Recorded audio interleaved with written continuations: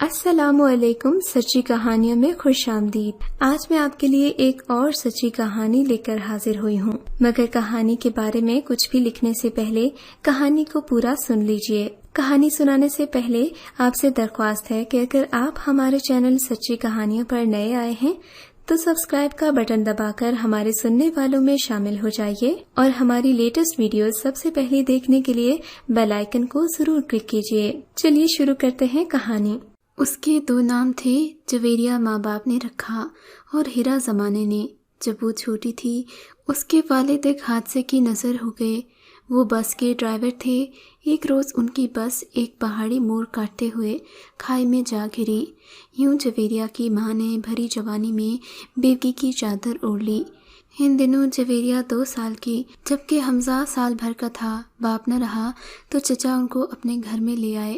کچھ دن تو چچی نے حسن سلوک دکھایا، مگر جلد ہی اکتا گئی اور اس کا پیار سختی میں بدلنے لگا۔ 1 سال بعد ماموں کے گھر پناہ لینے پر یہ لوگ مجبور ہو گئے۔ ننیال میں بھی چند دن ان دکھیاروں کی آؤ بھگت ہوئی، پھر مومانیوں نے جینا دو بھر کر دیا۔ شائستہ خاتون ہر بھائی کے در پر جا کر کام کرتی، تب کہیں ان تینوں کو کھانا نصیب ہوتا۔ گھر مشترک تھا مگر کچن سبھی کے الگ تھے۔ شائستہ خاتون کو بھائیوں نے چھت پر بنا ہوا ایک کمرہ رہائش کے لیے دے دیا تھا۔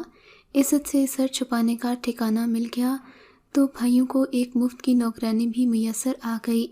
شائستہ خاتون کو بڑی بھابھی ایک دن کا کھانا دیتی تو اگلے دن منجلی کے کچن سے اور تیسرے روز چھوٹی والی کے دسترخوان سے پیٹ کا دوزخ بھرنے کو ایندھن لینا پڑتا۔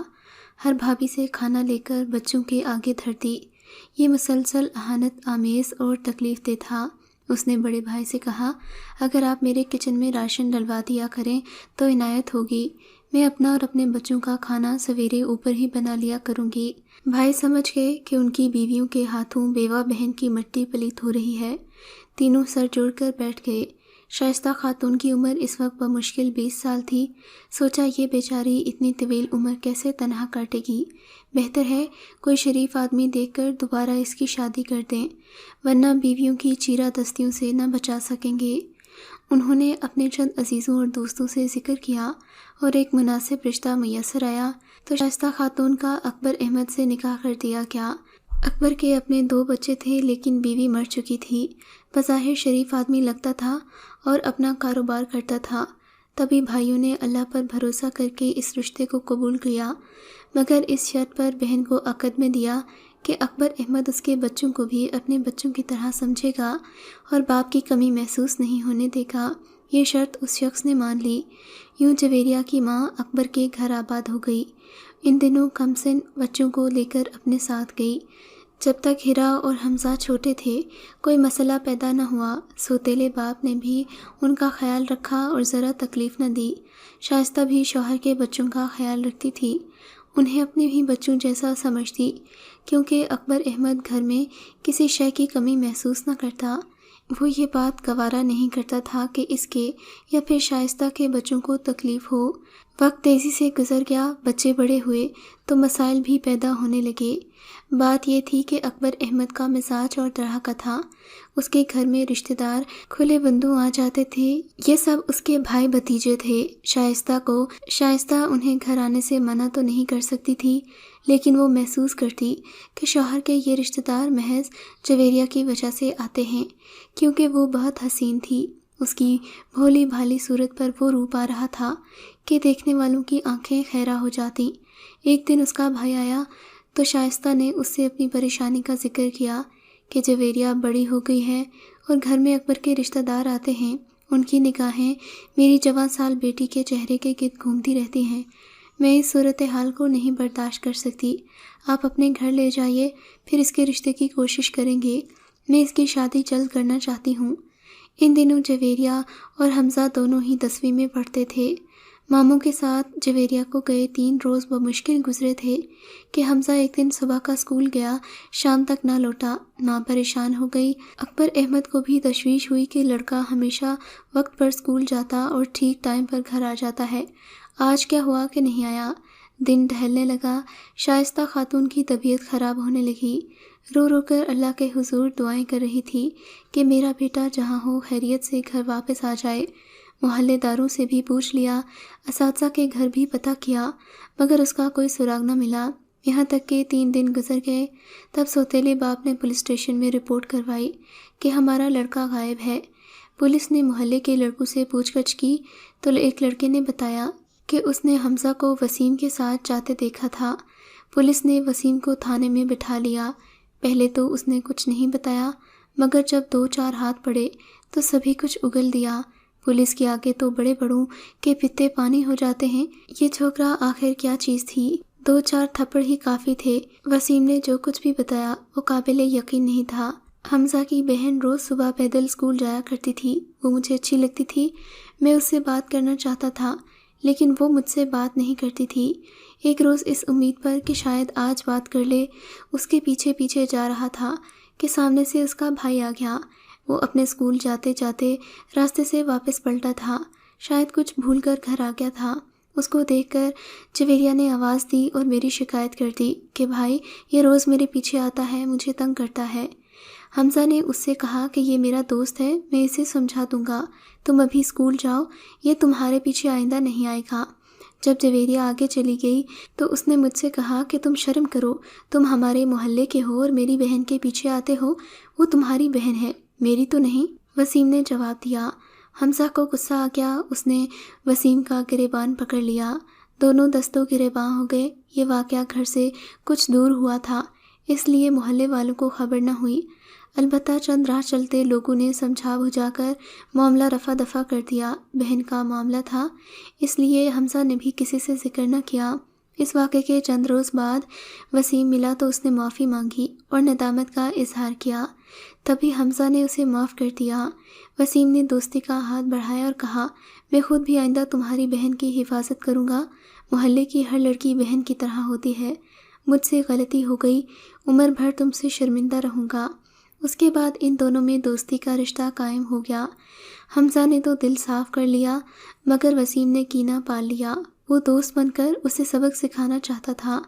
انہی دنوں جب جویریہ ماموں کے گھر گئی ہوئی تھی تو وسیم نے اسکول چھوڑنے کے بہانے حمزہ کو موٹر سائیکل پر بٹھا لیا اور ایک خالی مکان میں لے گیا جہاں اس کے 2 دوست پہلے سے ہی موجود تھے۔ یہ خالی مکان ان میں سے ایک کے چچا کا تھا جو دبئی گیا ہوا تھا اور چابی اپنے بھائی کو دے گیا تھا۔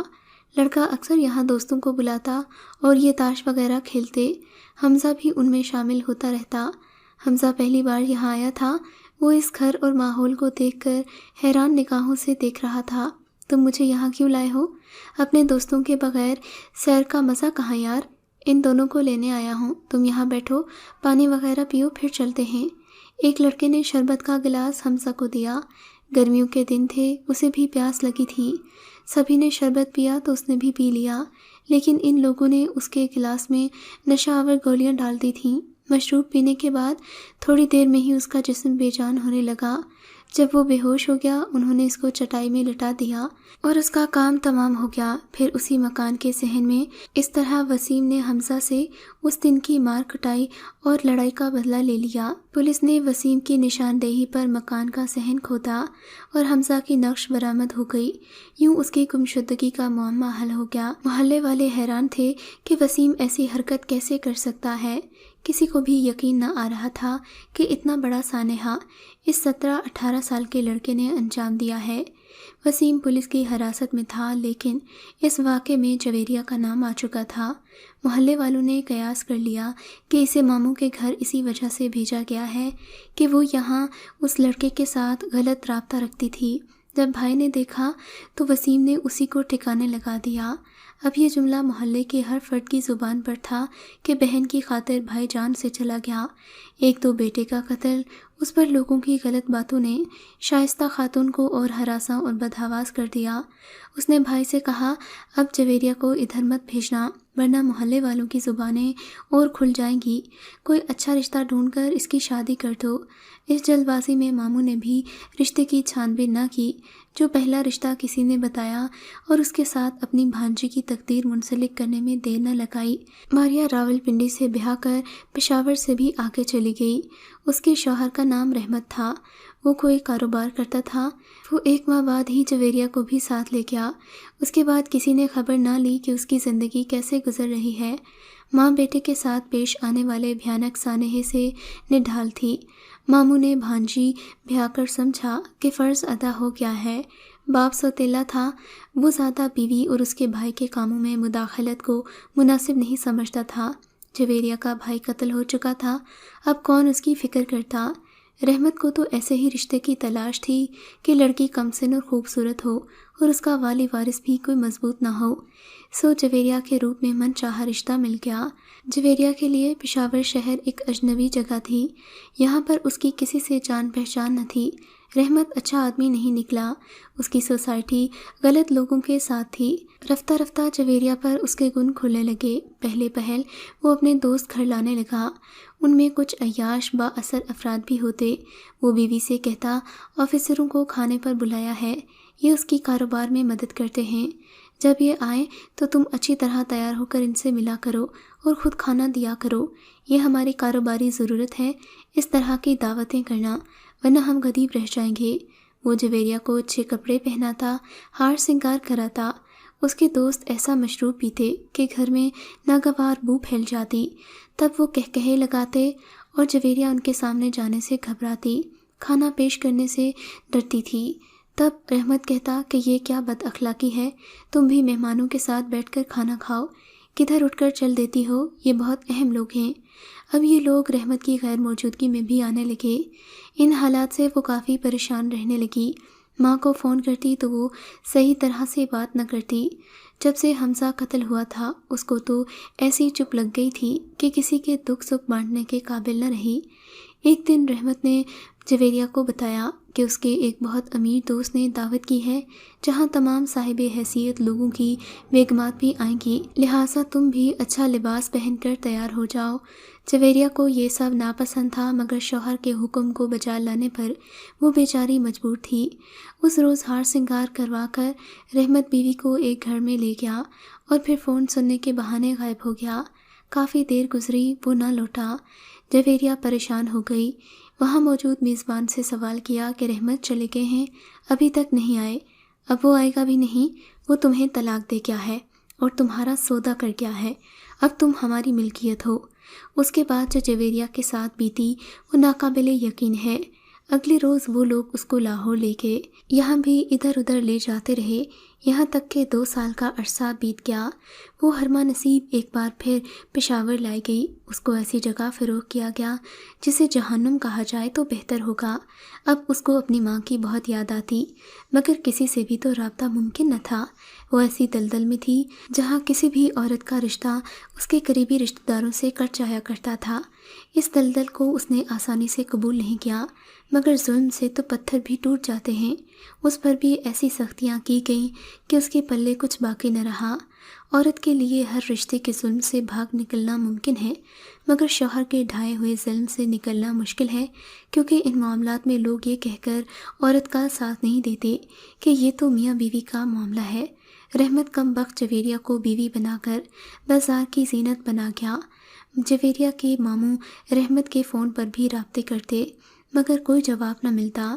1-2 بار سوتیلے باپ نے بھی رابطے کی کوشش کی، مگر ناکام رہا۔ جویریہ نے جب بھی ماموں کے گھر فون کیا اس کی ممانی نفرت سے فون بند کر دیتی۔ سبھی کا یہ خیال تھا کہ اس خراب لڑکی کی وجہ سے حمزہ کی جان گئی۔ وہ بغیر تحقیق اور ثبوت کے اس کو مورد الزام ٹھہراتے تھے۔ تاہم ابھی تک جویریہ نے گناہ کے اس ماحول کو دل سے قبول نہ کیا اور وہاں سے نکلنے کی سبیل ڈھونڈتی رہی۔ اس کے ٹھکانے پر جو لوگ لائے جاتے ان میں ایک ذمہ دار دلشاد صاحب بھی تھے۔ جویریہ کو اندازہ ہو گیا کہ اس شخص پر اس پر خاص توجہ ہے۔ اس نے دلشاد کو احوال کہہ کر اپنا دکھ بیان کر دیا۔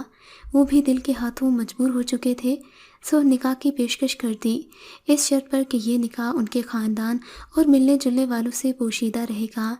جویریہ یہی چاہ رہی تھی کہ کوئی ہر صورت اس کو اس بری جگہ سے نکال کر لے جائے۔ اس نے واخوشی قبول کیا، حالانکہ دونوں کی عمروں میں خاصا فرق تھا، مگر عزت کی زندگی تو مل رہی تھی۔ دلشاد نے منہ مانگے دام دے کر اس قید پنچھی کو اس کے سوداگروں سے آزاد کرا لیا اور ایک دوست کے گھر پر نکاح کر لیا، مگر وہ بھی عزت نہ دے سکے جو ایک بیوی کا حق ہوتا ہے۔ اولاد کی پیدائش پر پابندی لگا دی، کیونکہ ان کے ہاں پہلے سے موجود تھی۔ بہرحال جویریہ نے ہر پابندی قبول کی، مگر وہ ماں سے ملنے کو بے چین تھی، جس کی اجازت دلشاد نہیں دے رہا تھا۔ ایک دن اس نے دلشاد کے نوکر کو اعتماد میں لے کر اسے اپنی مجبوری بتائی اور کہا کہ مہربانی ہوگی، ماں دلشاد کے گھر نہ آ سکتی تھی اور بغیر اجازت کے وہ بھی ماں کے گھر نہیں پہنچ سکتی تھی۔ اس نے خط لکھ کر نوکر کو دیا کہ کسی طرح تم مظفر آباد جا کر یہ خط میرے ماموں کو پہنچا دو، وہ ماں کو پہنچا دیں گے۔ نوکر نے خط جویریہ کے ماموں کو پہنچا دیا تو وہاں شور مچ گیا کہ لڑکی کہاں سے کہاں پہنچ گئی۔ مومانی نے خط پڑھ لیا تھا، شوہر سے کہا کہ جا کر دلشاد زمیندار کو ڈھونڈو اور لڑکی کا پتہ کرو، جبکہ دلشاد نے سختی سے منع کیا تھا کہ میری اجازت کے بغیر کسی سے رابطہ نہ کرنا، جب مناسب سمجھوں گا میں خود رابطہ کروں گا۔ دلشاد کے نوکر سے بڑے ماموں کے بیٹے نے بات کی تھی اور خط بھی اسی نے لیا تھا۔ اس خط پر نوکر کا پتہ لکھا تھا، لیکن ماموں نے نوکر کی بجائے دلشاد زمیندار کا کھوج لگا لیا، جس کو اس علاقے کا ہر آدمی جانتا تھا۔ اس طرح وہ دلشاد صاحب کے اصل ڈیرے پر پہنچ گیا، جہاں یہ ذمہ دار خود تو نہ ملا مگر ایک ایسا شخص مل گیا جو دلشاد کا بہنوئی بھی تھا اور سالہ بھی۔ اسے بتایا کہ میں جویریہ کا ماموں ہوں، مجھے چٹھی ملی ہے کہ وہ دلشاد کی منکوحہ ہے، مجھے جویریہ اور اس کے خاوند سے ملاقات کرنی ہے۔ یہ بات سن کر صالح صاحب نے اس کو ڈیرے پر بٹھا دیا، خود دلشاد کے پاس گیا جو حویلی میں موجود تھا، احوال بتا دیا اور کہا کہ شعیب نامی شخص تم سے بات کرنا چاہتا ہے۔ مجھ سے غلطی ہو گئی ہے کہ ایک بے وقت عورت کو عزت دی، اس نے میری لاش نہیں رکھی اور اس راز کو بھی فاش کر دیا۔ میں اسے طلاق دے دوں گا مگر تم یہ بات کسی پر مت کھولنا، اور جو شخص آیا ہے اسے کسی بہانے چلتا کرو، میں مزید کسی رشتہ داری میں پڑنا نہیں چاہتا۔ شعیب نے آ کر جویریہ کے ماموں کو کہا کہ دلشاد صاحب گھر پر نہیں ہیں، وہ شکار پر نکل گئے ہیں، آپ فی الحال واپس چلے جائیں، وہ خود آپ کی بھانجی کے ساتھ آپ کے گھر آ جائیں گے۔ ماموں تو منہ لٹکا کر لوٹ آئے۔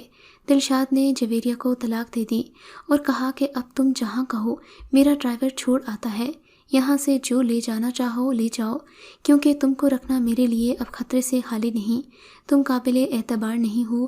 میرے سالے کو بھی علم ہو گیا ہے کہ میں نے تم سے خفیہ نکاح کیا ہے، اگر وہ بھی ایسی ہی عورت سے نکاح کرے گا تو میں اسے باز پرس نہ کر سکوں گا کہ تم نے میری بہن پر سوتن کیوں ڈالی ہے۔ سب سے بڑی بات یہ ہے کہ یہ رشتہ دار کہے گا کہ اگر دوسری شادی کرنی ہی تھی تو پھر کسی شریف خاندان میں کی ہوتی۔ اگر تمہاری اصلیت کا میرے لوگوں کو علم ہو گیا تو میری ساکھ برباد ہو جائے گی، میں کسی کو منہ دکھانے کے قابل نہیں رہوں گا۔ یہ باتیں دلشاد کے منہ سے سن کر جویریہ کا تو کلیجہ شک ہو گیا، وہ رونے لگی، مگر دلشاد نے جو کہہ دیا بس کہہ دیا۔ وہ چلا گیا اور ڈرائیور کو بھیج دیا۔ بی بی آپ نے کہاں جانا ہے؟ آپ کو چھوڑ آتا ہوں، سامان بھی اٹھا لیں۔ جویریہ نے کوئی سامان نہ اٹھایا، جو جوڑا تن پر تھا بس وہی ساتھ تھا۔ اس نے ڈرائیور سے کہا مجھے صاحب کے اس دوست کے گھر چھوڑ آؤ جہاں پر میرا نکاح ہوا تھا۔ اسے امید تھی کہ وہ دلشاد کو سمجھا بجھا لیں گے، وہ کچھ دن ان کے گھر رہ جائے گی، مگر ندیم صاحب کو طلاق کی اطلاع دلشاد صاحب نے خود کر دی تھی، لہٰذا جب وہ گھر آئے تو انہوں نے جویریہ کو اپنے گھر میں پناہ دینے کی بجائے دارالامان پہنچا دیا، کیونکہ وہ سمجھتے تھے کہ جو لڑکی غلط بازار سے لائی گئی ہے اس کو اس چھت تلے پناہ دینا نہیں چاہیے جہاں ان کی بیوی اور بچیاں رہتی ہوں۔ دارالامان میں اس نے مجھ سے کہا وکیل صاحبہ اب میں کس کے سہارے جیوں؟ تب میں نے اس کے سوتیلے باپ سے رابطہ کیا، اسے بلایا، سمجھایا تو وہ شریف آدمی گھبرا گیا، کہنے لگا میری بھی بچیاں ہیں، محلے میں جویریہ کی وجہ سے میری عزت خراب ہوئی ہے، سبھی یہ سمجھتے ہیں کہ یہ خراب لڑکی ہے، اس کی وجہ سے اس کے بھائی کا قتل ہوا ہے، اب اس کو گھر کیسے لے کر جاؤں؟ بڑی مشکل سے دارالامان کی انچارج اور میں نے اس شخص کو راضی کیا کہ دنیا والوں کی پرواہ نہ کرو اور لڑکی کو اس کی ماں کے پاس لے جاؤ، کیونکہ جویریہ ماں سے ملنے کو بے قرار تھی۔ اکبر احمد فطرتاً شریف آدمی تھا، اس نے ہماری بات مان لی اور جویریہ کو گھر لے جانے پر راضی ہو گیا۔ میں ساتھ گئی اور ہم نے جویریہ کو اس کی ماں کے حوالے کر دیا۔ اس کے بعد معلوم نہیں کیا ہوا، زندگی نے فرصت نہ دی، دوبارہ جاتی تو پتہ کرتی، مگر دعا کرتی ہوں کہ جویریہ جہاں بھی ہو خدا اسے اپنی حفظ و امان میں رکھے۔ آپ کو اگر یہ کہانی اچھی لگی ہے تو اس ویڈیو کو لائک کیجیے اور اس طرح کی مزید کہانیاں سننے کے لیے ہمارے چینل کو ضرور سبسکرائب کیجیے۔ کہانی سننے کا شکریہ، آپ سے ملاقات ہوگی اگلی ویڈیو میں، تب تک کے لیے اللہ حافظ۔